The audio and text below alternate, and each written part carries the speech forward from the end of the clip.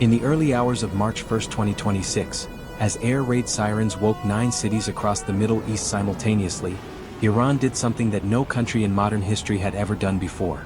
It launched simultaneous missile and drone attacks on 9 countries in a single night. Israel, Bahrain, Kuwait, Qatar, Saudi Arabia, the United Arab Emirates, Jordan, Iraq, and Oman. Over 500 ballistic missiles, more than 2,000 drones launched in waves, targeting military bases, airports, oil refineries, and embassies across the entire Gulf region. The question being asked in every capital on Earth right now, from Washington to Beijing to Moscow, is the same question we are going to answer today. Is this World War III?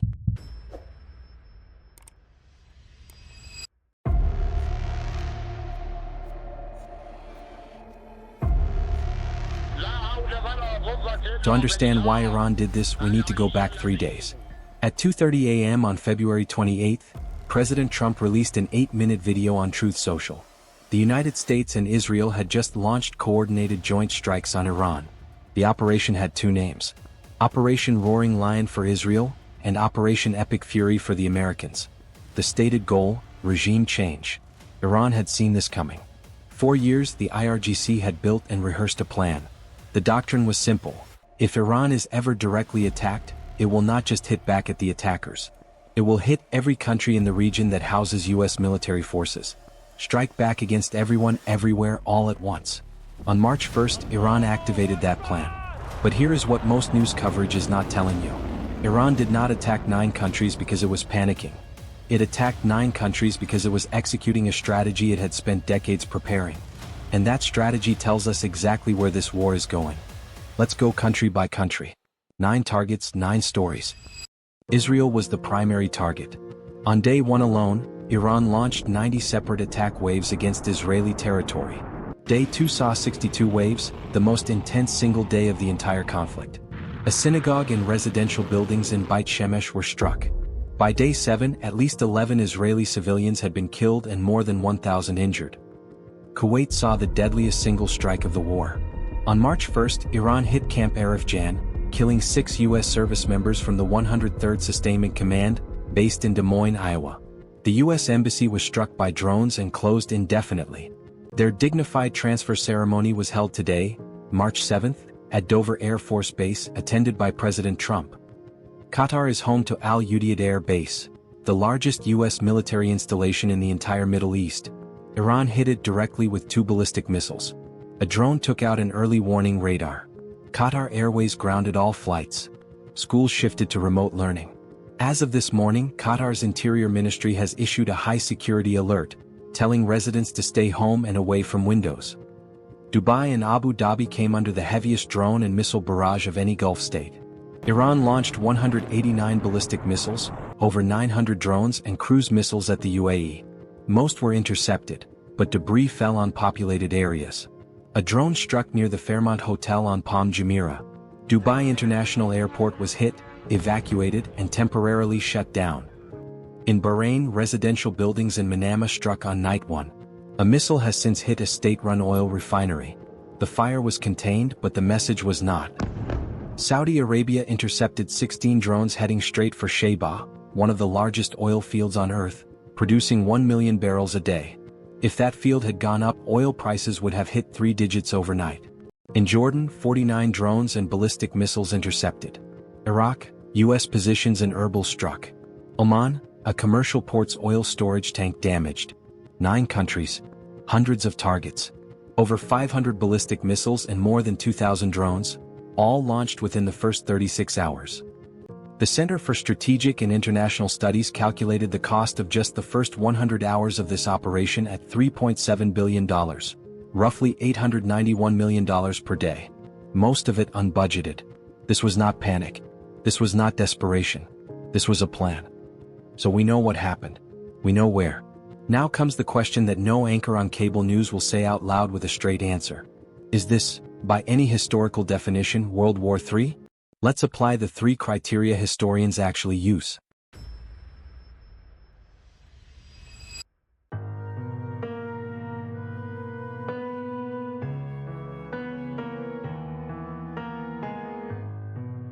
Criterion 1.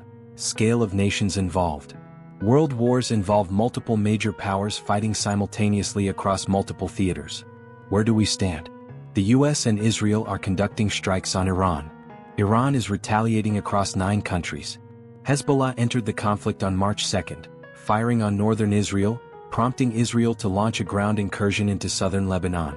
A NATO air defense system shot down an Iranian missile traveling toward Turkish airspace. The UK activated RAF Akrotiri in Cyprus in a defensive capacity after the base was struck.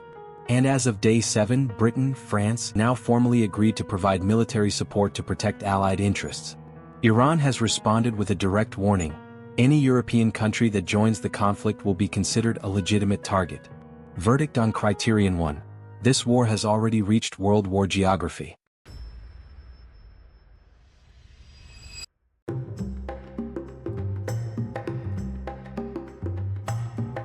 Criterion 2. Great Power Direct Conflict.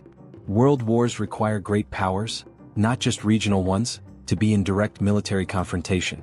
The US is a direct combatant. Until day 7, Russia and China were watching from the sidelines. That changed.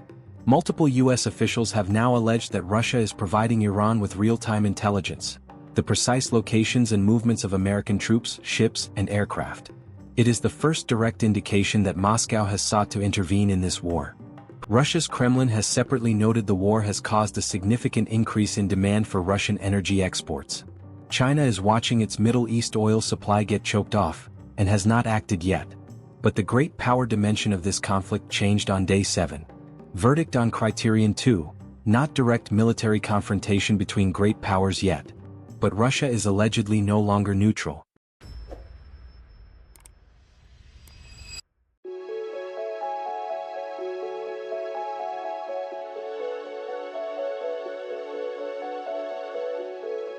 Criterion 3. Global economic disruption. This is where the World War argument is hardest to dismiss. The Strait of Hormuz has not been formally blockaded, but Iran has stated it will target any US or Israeli ship that tries to pass through it. No insurer will cover a ship making that run. The result is a de facto closure, not by force but by fear. Oil has now hit $91 a barrel. Its highest since October 2023. Brent crude up 24%. US crude up 31% since the war began. Maersk, one of the world's largest shipping companies, has suspended all Middle East operations. Oil storage tanks across the region are filling up. Goldman Sachs analysts estimated prices stay manageable if the strait reopens within 4 weeks. That clock started 8 days ago. When those tanks are full, production stops. And when production stops, the price does not just rise, it explodes. Verdict on Criterion 3. The global economic disruption is already happening. It is not a risk. It is a present tense fact.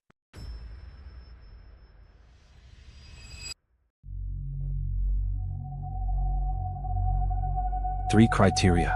2 confirmed, 1 emerging. So, what happens next? Here are the 3 scenarios. And 1 detail that none of the major networks are leading with tonight. Scenario 1. Negotiated end, possible but fragile. Here is what most mainstream coverage is not leading with. While Iran's foreign minister is publicly saying he sees no reason to negotiate, while Iran's president is vowing never to surrender, Trump has posted on Truth Social, "No deal except unconditional surrender." And Trump says he now wants a direct role in selecting Iran's next leader, calling Khamenei's son Mojtaba an unacceptable choice. Oman, which mediated the pre-war nuclear talks, has called for off-ramps to be used. But Trump is not walking through any door that does not say surrender on it. This scenario is alive. It is not the likely one.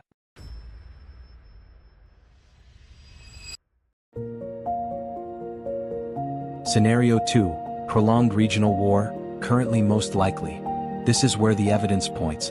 The U.S. Defense Secretary said the operation is just getting started. Israel claims near-complete air superiority, 2,500 strikes, 80% of Iran's air defense systems destroyed. Iran's ballistic missile attacks have dropped 90% from day 1. Partly because missile stockpiles are being degraded, partly because Iran is rationing for a longer campaign. Trump has ordered defense manufacturers to quadruple production. Raytheon Patriot interceptors, precision-guided munitions, the hardware to sustain a multi-week air campaign. The White House has put the duration at 4 to 6 weeks. Meanwhile, that secret backchannel to the CIA suggests someone inside Tehran's security establishment wants an exit. But they are competing with a supreme leader election that has been bombed mid-meeting, a fractured chain of command, and a foreign minister publicly daring the US to invade.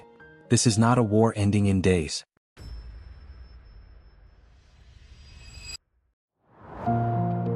Scenario 3, full escalation, probability upgraded. This scenario has become meaningfully more likely in the last 48 hours, and not just because of Russia. Azerbaijan has reported that Iran's IRGC attempted to sabotage the Baku-Tbilisi-Ceyhan pipeline, a critical energy artery running from the Caspian Sea through the South Caucasus to Turkey. The targets also included the Israeli embassy in Azerbaijan and an Ashkenazi synagogue. Iran is not just fighting in the Gulf. It is reaching into Europe's energy infrastructure. Iranian operatives have reportedly been plotting attacks on targets inside the United States. CNN's intelligence analysts say Iranian operatives have been on the ground in the US, quote, plotting things for a long time. Europe is entering the conflict on the US-Israel side. Iran has warned it will target them. The battlefield is expanding in every direction. And if any of those threads snap, if a European target is hit, if Russia escalates from intelligence to weapons, if China moves to protect its oil supply, the three criteria we walk through are not a checklist anymore. They are a verdict.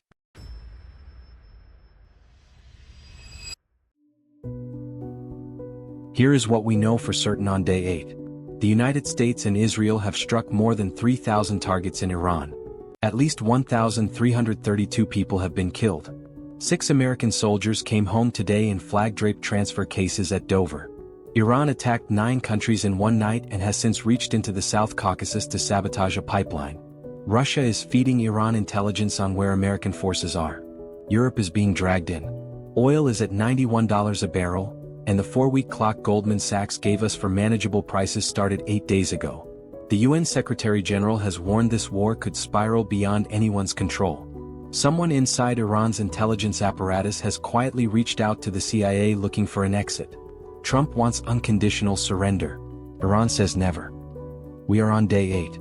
The War Room Report will be here every day until this ends, and after it does. If you want to understand this conflict, not just follow it, subscribe. Hit the bell. Share this video with someone who needs context, not just headlines.